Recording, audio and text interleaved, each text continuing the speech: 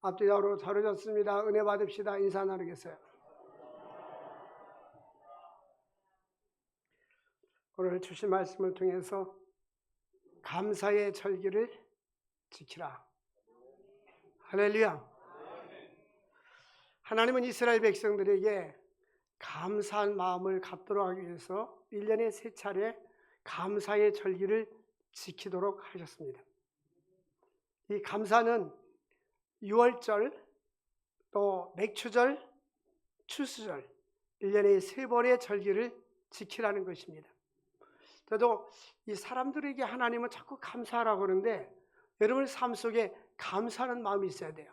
우리는 하나님께 대해서 감사, 또 나라와 국가에 대한 감사, 부모에 대한 감사, 이 주변 사람들에게 대한 감사, 생명과 건강을 주신 것에 대한 감사, 모든 은혜에 감사를 잊지 말아야 됩니다. 근데 대부분의 사람들은 이 감사한 생각보다는 안 감사한 것을 자꾸 찾습니다. 그래서 부족한 것을 찾고 연약한 것을, 감사가 훨씬 많은데 안 감사한 것을 집중해가지고 생각하면서 스트레스 받고 힘들어하는 것입니다. 그래서 우리는 하나님이 나에게 주신 감사가 무엇일까? 찬송에 보니까 주신 복을 세어보아라, 주가 주신 복을 내가 알리라. 하나님이 주신 축복을 한번 생각해 보자고요. 첫 번째, 이스라엘 백성들이 감사할 것은 따라서 합시다. 유월절. 이 유월절은 민족 해방의 기념일인 것입니다. 역사적으로 이스라엘 백성들이 애굽에서 430년 종되었다가 해방되는 해방의 기념일입니다. 이 해방은 역사적인 해방뿐만 아니라 죄에서 구원, 두 양면적인 그러한 감사인 것입니다. 이스라엘 백성들이 이제 고센이라는 지방에 요셉이가 애굽의 국무총리가 팔려가서 국무총리가 된 후에 70명이라는 야곱의 자녀들이 애굽으로 이주를 했습니다. 요셉이 국무총리가 되어서 바로 왕에게 요청을 합니다. 이제 우리 민족들이 살 곳을 주십시오. 그러니까 당신들은 소나 양이나 낙타나 짐승을 키우니까 냄새가 나니까 저 고센이라는 한 지역을, 초목이 무성한 곳을 주겠다 해서 고센 지방에서 그들이 살았습니다. 그런데 430년 동안 이 고센 지방에서 70명의 인구가 번성하게 되는데요, 출애굽을 할 때에 여성들과 나이 드신 어른들, 또 유소년들을 빼고 전쟁에 나갈 만한 장정들이 60만 명이 좀 넘었습니다. 그러니까 60만 명, 그들만 60만 명이니까 유소년들, 노년들, 여성들 합치면 최소한도 250만 명에서 350만 명의 인구로 번성이 된 겁니다. 그러니까 바로가 이 백성들이 우리나라 자국 백성보다 번신력이 좋으니까 위기의식을 느끼는 겁니다. 그래서 압제하고 압박하고 아주 고된 일을 시키고 너무 힘들게 했습니다. 근데 성경 보니까 하나님께서 출애굽기 4대 보니까 내가 이 백성들의, 자기 백성들, 하나님 백성들을 고통을 보시고, 따라서 고통을 보시고 고통을 아시고 그들의 부르짖음을 들으시고, 우리 하나님은 전능하신 하나님은 자기 백성들의 고통을 아시고 보고 부르짖음을 들으시는 하나님이십니다. 우리는 초월하신 하나님은 나에게 대해서 전혀 관심이 없는 것 같지만 정확히 보고 알고 듣고 계시는 하나님이신 것입니다. 이제 하나님께서 내려오셔서 이 백성들을 해방하기 위해서 바로에게 10가지 재앙을 줍니다. 이제 처음부터 이제 물이 변해가지고 하수물이 변해서 피가 되는 것부터 가구리, 개구리 재앙, 이해 재앙, 파리의 재앙, 많은 재앙을 내렸습니다.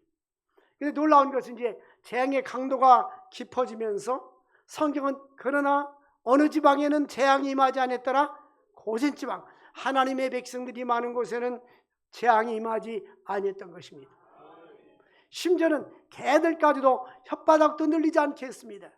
바로가 굽히는 듯 하면서 완고하고 교만하니까 마지막 10번째 재앙이 바로 사람과 짐승의 첫 번난 이제 초태생을 갖다가 다 죽이는 장자의 죽음이 왔습니다. 이제 죽음이 오는데 고센 지방에는 임하지 아니하고 이 애굽 나라 백성들에게 주님께서 문설주에 양을 잡아서 피를 바르면 그 피를 볼 때에 죽음의 대왕이 패스오버, 유월하리라, 넘어가리라, 그렇게 약속했어요. 그래서 문설주에 양의 피를 바르면 죽음의 재앙이 넘어가고 피가 없는 집은 사람도 짐승도 처음 난 첫 태생을 모조리 죽여버렸어요. 그러니까 바로 궁전부터 애곡하는 소리가 들리기 시작했습니다. 바로가 항복했습니다. 문설주에 바른 어린 양의 피는 예수 그리스도의 보혈 피를 상징하는 것입니다. 예수의 보혈의 피를 볼 때에 우리 주님은 죽음의 재앙이 넘어가게 되는 것입니다. 사랑하는 성도 여러분, 우리는 이 땅에서 삶이 끝나는 것이 아닌 것입니다. 예수를 그리스도로 영접하고 믿음으로 살 때에 영생의 축복이 주어지는 것입니다. 그러므로 죽음의 재앙이 임하지 아니하고 영원한 지옥을 받지 아니하고 영생을 얻게 되는 것입니다. 주 예수를 믿으라. 그리하면 너와 네 집이 구원을 얻으리라. 그래서 예수 안에는 생명이 있고, 예수 안에는 구원이 있고, 예수 안에는 믿음이 있고, 예수 안에는 생명이 있는 것입니다. 지난 목요일날 소망교도소에 가서 우리 워십팀도 가서 하고, 그래서 우리 16명이 가가지고 집회에 참석을 했어요. 제가 설교하고 이제 복음을 전하고 따라서 시키고, 우리 한번 따라서 한번 해봅시다. 예수 생명, 예수 구원, 예수 영생. 이 중요한 말이지. 따라서 주는 그리스도시요 살아계신 하나님의 아들이십니다. 이 시간 내 마음속에 예수 그리스도를 구세주로 영접합니다. 그리고 예수님을 구세주로 영접할 사람들 자리에서 일어나 있더니 한 400명 가운데 세보진 않에 대충 한 150명에서 180명이 일어났어요. 그래서 가슴에 손 얹고 영접 기도를 해줬습니다. 근데 그 중에 이제 다른 팀들 와서 찬양팀들이 와서 또 찬양을 했는데요. 그 팀들은 뭐라고 간증하면, 나도 여러분들처럼 전에는 이 자리에 앉았어요. 이 자리는 뭐냐면 그 수감자들, 죄수들입니다. 그런데 이곳에서 내가 예수를 믿었습니다. 그분들 간증 예수 믿고 나서 이들이 자기들이 그 찬양곡을 작곡하고 작사해가지고 팀을 줘가지고 와서 발표를 하는 거예요. 주 예수 내 맘에 들어와 계신 후 변하여 새 사람 되고, 예수를 만나면 인격이 변하고 삶이 변화가 일어나게 되는 것입니다. 이 6월절은 바로 민족적인 해방의 기념일 뿐만 아니라 우리를 죄에서 구원해 주신 하나님 은혜에 감사하는 절기인 것입니다. 우리나라도 이스라엘 역사와 아주 비슷합니다. 이스라엘도 북이스라엘, 남유다로 솔로몬 이후에 두 쪽으로 나눠졌습니다. 우리나라도 8.15 해방 이후에 두 쪽으로 나눠져 있지 않습니까? 그래서 이것은 역사적으로 하나님이 베풀어 주신 은혜에 감사하기 위해서 지키는 절기가 바로 6월절입니다. 하나님이 어떻게 구원해 줬는가? 여러분, 우리가 이 자리에 있는 거 우연이 아닙니다. 또 역사를 보면은 우리는 사람이 역사성이 있어야 되고 역사를 배워야 됩니다. 역사를 통해서, 과거를 통해서 현재를 알고 현재를 통해서 미래를 알 수가 있는 것입니다. 만약이라는 조건을 붙일 때, 만약에 2차 세계대전이 일어나서 일본의 원자폭탄이 떨어지지 않았다면 이제 우리는 얼만큼 더 일제 식민지가 오래 갔을지 아무도 알 수가 없어요. 얼마나 일제시대 때 우리가 수탈을 당한지 아십니까? 농사를 지면 다 빼앗아가 버렸어요. 창씨개명하고 성과 이름도 다 바꿔버렸어요. 한국말 못 쓰게 했어요. 이 전부 다 일본에서 교사들을 파송해가지고 일본 문화와 언어를 가르쳤습니다. 외교권을 박탈하고 경찰권 박탈하고 군사권을 다 박탈했습니다. 우리는 아무것도 없었어요. 우리나라의 조직이라는 것은 오직 기독교 교회 조직뿐이 없었어요. 그 기독교를 싫어하는 거예요. 근데 하나님께서 이 나라 이 민족의 울부짖음을 들으시고 고통을 들으시고, 제가 때 연세 드신 분이 그 이야기를 했어요. 제가 일본 시대 때 살았던 당신의 경험을 나한테 들려달라고 하니까 농사를 지면은 벼를 다 볏가마를 빼앗아 가지고 울면서 한 가마만 달라고 애원했다. 농사진 자신이 애원했다는 거예요. 그래서 이제는 생각이 깨가 생겨가지고 우물에다가 벼를 다 넣어놓고 다 가져가 나오니 건져서 말려가지고 다시 타작이 살았다는 겁니다. 이게 우리 조상들의 삶이었어요. 언젠가도 말씀을 드렸지만은 일제시대 때는 먹을 게 없어 소나무 껍질을 까먹었다고 했잖아요. 소나무 껍질을 어떻게 먹나 했더니 소나무 껍질을 벗기면 그 안에 하얀 부분이 있지 않습니까? 하얀 부분을 다시 벗기면 뜰보예요. 그것을 양잿물에다가 그 뜰분기를 빼가지고 그것을 요리해서 먹었다는 겁니다. 이게 우리 조상들의 삶이었습니다. 그래서 성경은 너는 애굽에서 종되었던 때를 기억하라는 말은 너 조상들이 과거에 이와 같이 고난과 어려움 속에서 산 것을 감사하고 기억하라는 겁니다. 60세 이상 되신 분들은 알 거예요. 얼마나 우리나라가 가난했는지. 저는 초등학교 다닐 때 거기다 보리밥에 장아찌도 도시락 싸갖고 다녔잖아요. 저는 청소 당번이 그렇게 그리웠어요. 일주일에 한 번씩 청소인데 청소하고 나면 그 대가로 강냉이빵을 주는 거예요. 그 강냉이빵 때문에 청소 시간이 기다려졌던 거예요. 전 세계에서 재활용을 제일 먼저 하는 나라가 대한민국입니다. 이 재활용 먼저 하시면 껌을 씹다가 넣고 또 다시 씹고, 이 재활용에서부터 시작된 거예요. 참으로 가난한 이 나라. 젊은이들은 모를 겁니다. 모르기 때문에 그 경험을 안 해가지고 그냥 태어나니까 이렇게 된 줄 알지만, 우리는 조상에게 감사해야 되고 역사와 민족을 주관하신 하나님께 감사를 드려야 하는 것입니다.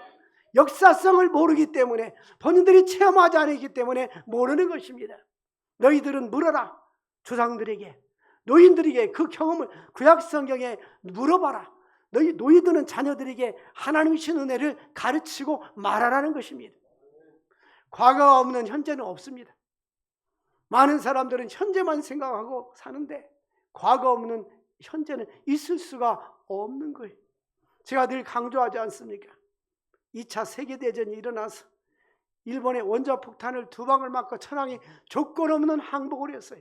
8월 6일과 8월 9일 히로시마와 나가사키가 원자폭탄이 투하가 됐어요. 그 8월 15일 날 천황이 항복하면서 대한민국이 해방이 된 것입니다. 그래서 러시아군들이 북한을 차지하게 됐고 미군이 남한을 차지하게 돼서 두 쪽이 났습니다. 그때 1950년 이제 5년 후에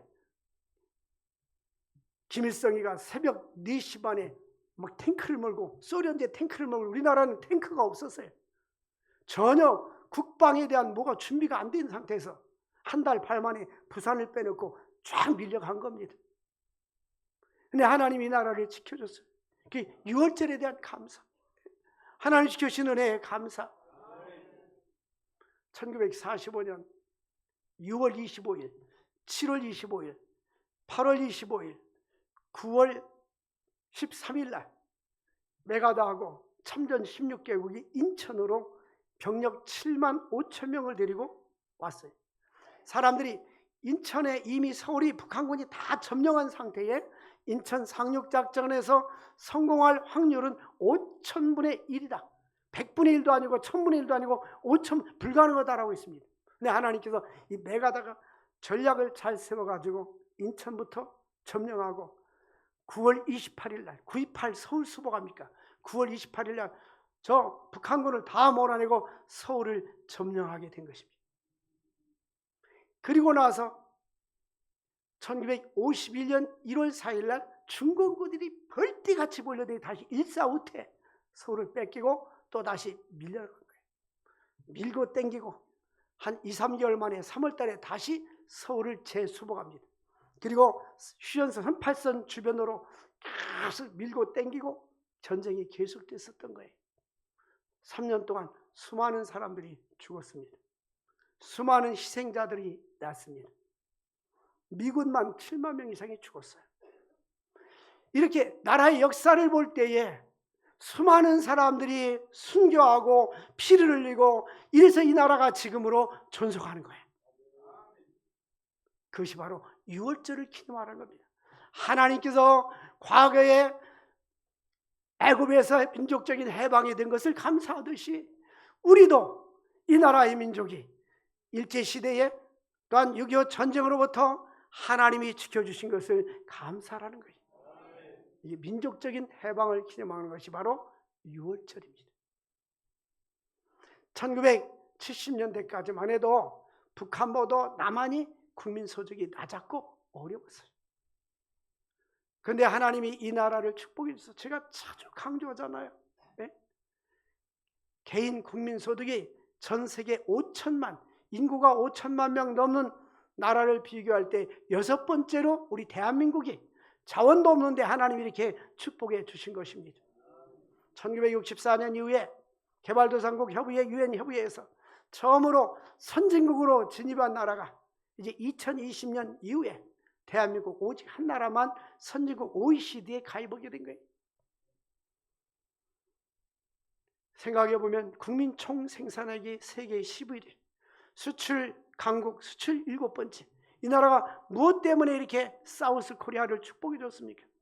제가 35년 전부터 선교지를 다녔는데 그때만 해도 한국의 위상이 전혀 없었어요. 필리핀이 더 잘 살았어요. 미얀마가 더 잘 살았어요. 우리나라는 원조받던 원조국가였습니다. 이제는 원조해주는 원조국으로 바뀌게 된 것입니다. 그래서 하나님께 감사. 살아있는 거 감사. 작게는 우리 개인적으로 제가 늘 강조하잖아요. 우리가 잠을 자는데 내일 아침에 일어난다는 보장이 있어요? 없어요. 심장이 하루에 1.5톤씩 피를 품어줍니다. 잠을 자지만 코가 호흡하고 폐가 호흡해서 살아나는 거예요. 일부 예배도 말씀했는데 우리 김사라 선교사님이 눈을 수술했는데 하나님의 은혜로 눈을 적출하지 않냐고 눈동자에 암이 있었는데 이제 암 수술을 들어갔는데 그때도 적출하러 들어갔는데 정확하게 현명으로 보니까 그 옆으로 빠져나간 거예요. 그래서 수술하지 않았어요. 그래서 이 눈꺼풀에 암이 있는 거 눈꺼풀을 제거했는데 이제 눈이 깜빡깜빡이 안 되고 눈꺼풀 근육이 없어서 여러분 눈꺼풀 3번 깜빡깜하면서 감사하는 거예요? 감사. 그전에 여러분 눈 깜빡이면서 한 번도 감사하지 않았잖아요. 저는 그 설교 듣고 나서는 그 한쪽 눈이 안 감아지는 거예요. 우리는 하나님의 은혜를 생각하면 호흡을 주신 하나님 감사, 심장이 박당하게 하신 하나님께 감사, 또 눈이 깜빡거릴 수 있는 것도 감사. 눈에 생각하면 다 감사한데 감사하는 것을 다 지켜놓고 안 감사한 것만 생각하고 스트레스 받고 인생을 살아가고 있는 거예요. 두 번째, 오늘 본문은 맥추절을 지켜라.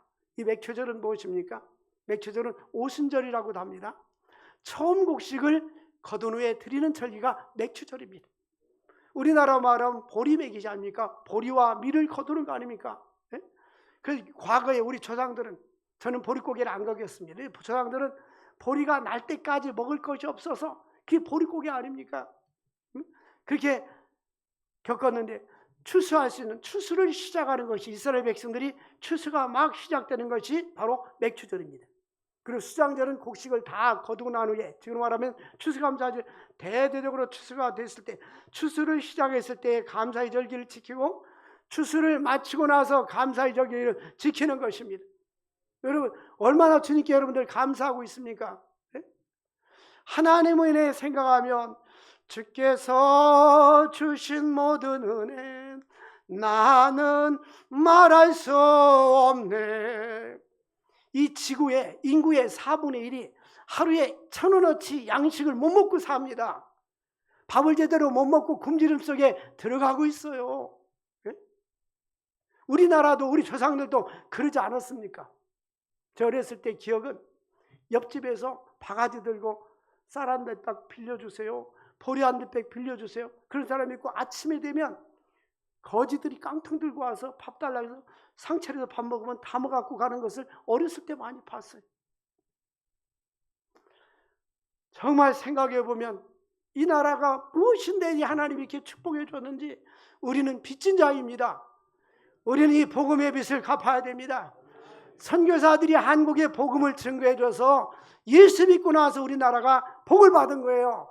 5,000년 역사 중에 1885년 언더워드와 아펜젤러가 인천항에 와가지고 복음을 증거하고, 그때는 성경책도 제대로 되어 있지 않았는데 성경을 선교사들이 와서 번역해 줬어요.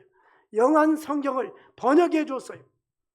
그리고 기독교 면허가 없을 때, 병원이 없을 때 그들이 한국의 근대 병원을 져줬습니다.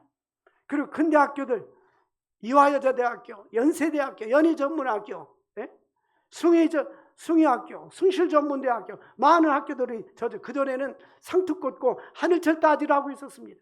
만약에 기독교 복음이 들어오지 않았다면 아직도 그렇게 있을지도 몰라요.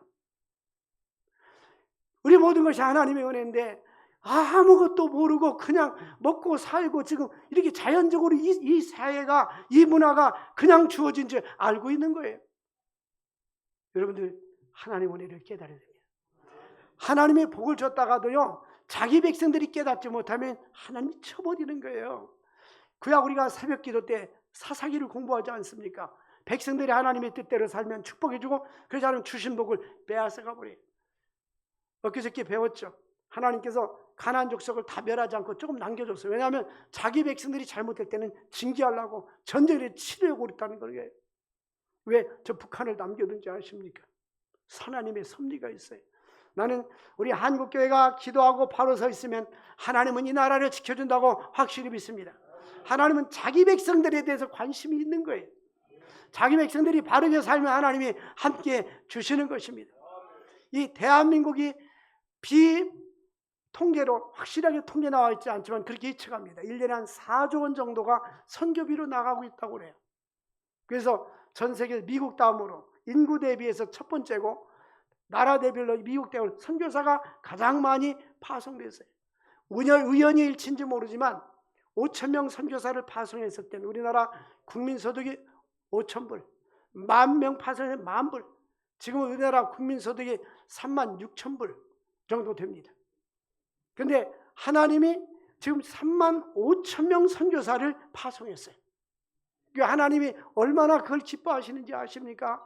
교회들도 개인들도 하나님이 주신 것을 복을 선교하고 구제하는 가정은 하나님이 책임져 주시는 거고, 교회도 책임져 주시는 겁니다. 이 말씀대로 사십시오. 여러분, 행복은 소유가 많은 게 있는 게 아니에요.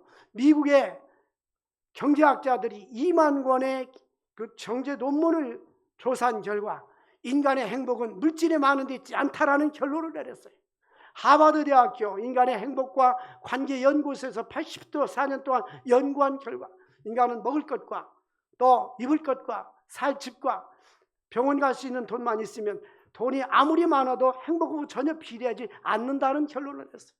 근데 사람들은 많이 가질수록 많이 행복하다고 생각하는데, 여러분들 과거보다 많이 가지고 있지 않습니까? 그만큼 행복이 비례합니까? 답은 아닙니다. 참된 행복은 예수 안에 있는 거예요. 참된 행복은 말씀 안에, 믿음 안에 사는 것이 행복입니다. 여러분들 행복이, 예수 믿지 않은 사람 여러분 부러워하지 마십시오. 행복은 같지만 거짓된 행복입니다. 그 행복은 가변적입니다. 그러면 가질 때는 행복하고 안 가질 때는 안 행복합니까? 예수를 믿는 사람들은 변함없이 하나님의 은혜를 체험하며 살아갈 수 있는 것입니다. 여러분, 이 첫 곡식을 드리고 하나님, 나에게 주님께 거둬들일 수 있는 곡식을 주신 것을 감사합니다. 광야 40년 살다가 이제 그들은 하나님 가나안 땅에 들어가서 첫 곡식을 거두게 된 것입니다. 그러므로 저들이 이제는 하나님께 초막절, 세 번째 절기는 가을에 다 거두고 나서 드리는 절기인데요, 밖에 나가서 원두막을 짓고 7일 동안 생활합니다. 우리 조상들은 광야에서 40년 동안 텐트 치면서 집도 없이 살았는데 하나님이 만나를 주시고 지켜줬다는 것을 기억하고 감사하기 위해서 광야 생활을 경험하는 것입니다. 그런데 이스라엘 사람들이 40년 동안 만나를 내주시고 젖과 꿀이 흐르는 가나안 땅에 들어가서 농사를 짓고 첫 곡식을 거두었을 때 만나가 멈춘 것입니다. 신명기 8장에 보니까 하나님이 이렇게 말씀합니다. 너희들이 젖과 꿀이 흐르는 땅에 들어가면 금과 은과 동과 철을 깰 것이며 포도나무가 무성해서 과일이 풍성할 것이며 과수가 풍성할 것이다. 근데 너희가 배불러서 먹을 때에 하나님을 잊어버릴까 두렵다는 거예요. 여러분, 많은 것을 가지면 하나님을 잊어버립니다. 엊그저께 미국에선 목사님을 만났어요. 십자가 선교에서. 그런데 미국에 있는 유명한 신학대학교들이 지금 문을 닫고 있어요. 학생들이 없어서. 물론 유럽은 벌써 끝났고요. 한국도 점점 신학대학교, 대학원이 정원이 미달되고 있습니다. 그리스도인들이 한국에 꼭지점을 찍어서 한국 기독교인들이 계속해서 감수하고 있습니다. 하나님은 우리에게 예수를 믿고 믿음으로 살면 물질의 축복을 주는데, 물질의 축복을 받으면 사람들이 하나님을 잊어버리기 시작합니다. 그러므로 하나님을 잊어버리지 않게 조심하라. 신명기 8장에 내가 너에게 재물 얻을 능력을 주셨습니다. 하나님이 이스라엘 백성들에게 신명기 8장 보니까 40년 동안 광야의 만나를 주신 이유는 사람이 떡으로만 사는 것이 아니라 하나님의 입에서 나온 말씀으로 사는 것을 알게 하려 하심이니라. 이 말씀을 마태복음 4장에 예수님께서 사탄 마귀가 돌이 변하여 떡이 되라고 할 때에 구약 성경을 인용해 가지고 말씀합니다. 사탄아 물러가라. 사람이 떡으로만 사는 것이 아니요 하나님의 말씀으로 사는 것이니라.